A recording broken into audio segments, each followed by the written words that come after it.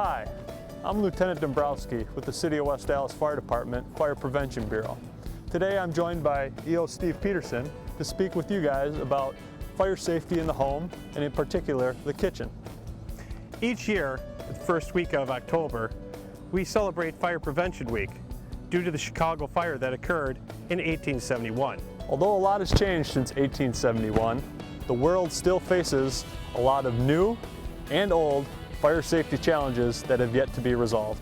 Each year, the National Fire Protection Association focuses on one theme. This year's theme is to serve up fire safety in the kitchen. In keeping with this year's theme, today we're going to talk about steps you can take in your kitchen to keep fire safe. The reason for this is that every day across the U.S., approximately 470 fires originate in the kitchen. Every year, here in the city of West Allis, kitchen fires continue to be the leading cause of fires.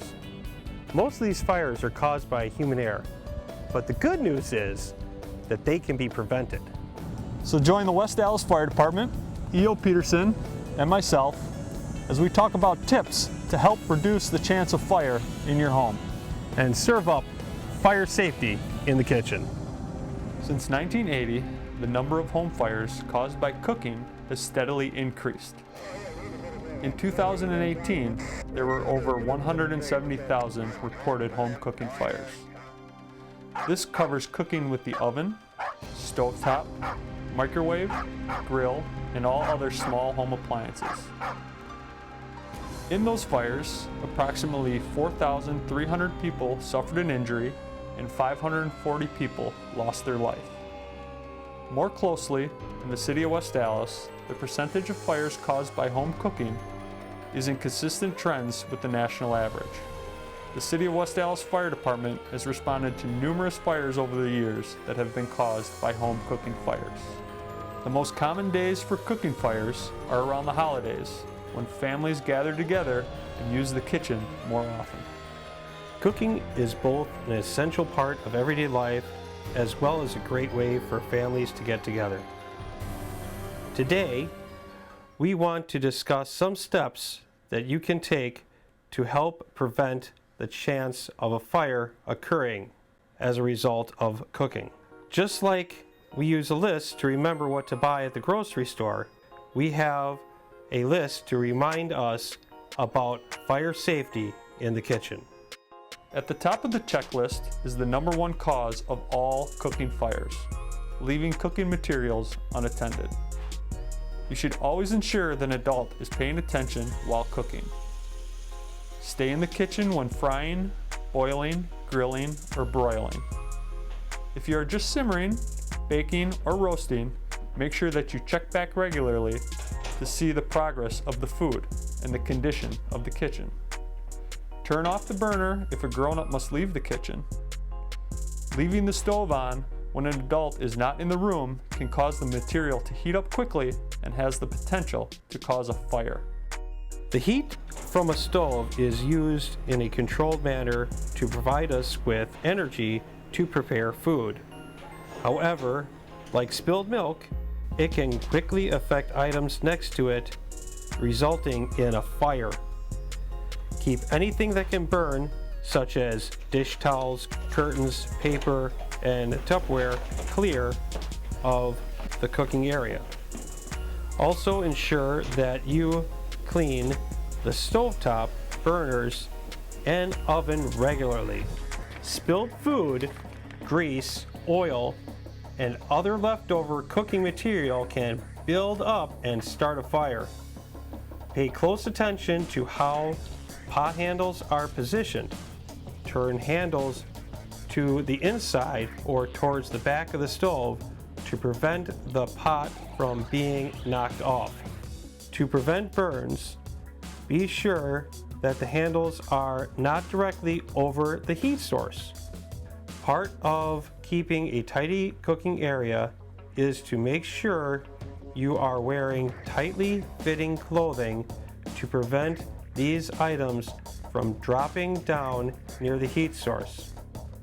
Roll up your sleeves, wear a tightly fitting apron, pull your hair back, ensure hats are tightly secured, and be mindful of where you put your hands. As we discussed, adults should be the only ones that are cooking. To keep kids and pets safe, ensure there is a 3-foot kid-free zone from the oven, stovetop, grill, and any other cooking appliance. Everyone loves a nice warm meal, but when food is removed from a heating source, you must take precaution to allow the heat to escape so you do not burn yourself or others. When opening a lid, bring the lid towards you and use it as a makeshift shield from the steam. Do not stand directly in front of the oven when opening it. Slowly open any contents from the microwave, and always use hot pads or oven mitts to protect yourself when handling hot pots, pans, dishes, or containers. Despite our best efforts to be fire safe, sometimes accidents still happen, or circumstances beyond our control result in a fire. That is why it is important to also have a plan for if and when a fire occurs. Next, we will cover the steps that we can take to make sure that when a fire occurs, we are notified as early as possible and can get out safely. If a fire occurs on the stovetop, you should turn off the heat source and cover it with a nearby lid. If you are uneasy about using a lid, or the fire is too large to safely use the lid, you can attempt to put it out with a home fire extinguisher. You can also use a home fire extinguisher if the fire occurs anywhere else in the kitchen. You should refrain from using water on a cooking fire, as water can react with oil and splash and spread and accelerate the fire. Make sure your fire extinguisher is accessible. Check it regularly to ensure that it is not expired and is adequately charged. Also, be sure you know how to use your fire extinguisher. A quick way to remember is to use the word pass. Pull the pin from the handle of the extinguisher. Aim at the base of the fire. Squeeze the handle and sweep from side to side. The first thing we can do is to have working smoke alarms in the house. Smoke alarms should be placed throughout the house and checked monthly to ensure that they operate correctly. They should be installed in each sleeping room, in the common area outside of the sleeping room, and in a space near the kitchen. Smoke alarms should be located on each level of our home, including the basement and attic. 41% of fires that resulted in a death had no smoke alarm present in the house. In addition, 16% of the fires had a smoke alarm present but not operating correctly. We want to ensure that our smoke alarms will work when we need them most. We can do this by checking our smoke alarms once a month and changing the batteries twice a year. To check your smoke alarms, follow the directions of the manufacturer, but most smoke alarms require you to push and hold a test button until it sounds. The job of a smoke alarm is to let you know that a fire is occurring so you can get out quick. Fire can spread very quickly. Often you have less than 2 minutes from the time the fire starts until conditions become too bad to get out safely. Have a home escape plan and practice it. Talk with your family and determine the 2 ways out from each room in your home. The first way out should be through a door to safety. If you cannot safely exit by using a door, then a window may be your second way out. Be sure you know how to use your windows, including locks. Walk out in a quick but safe manner.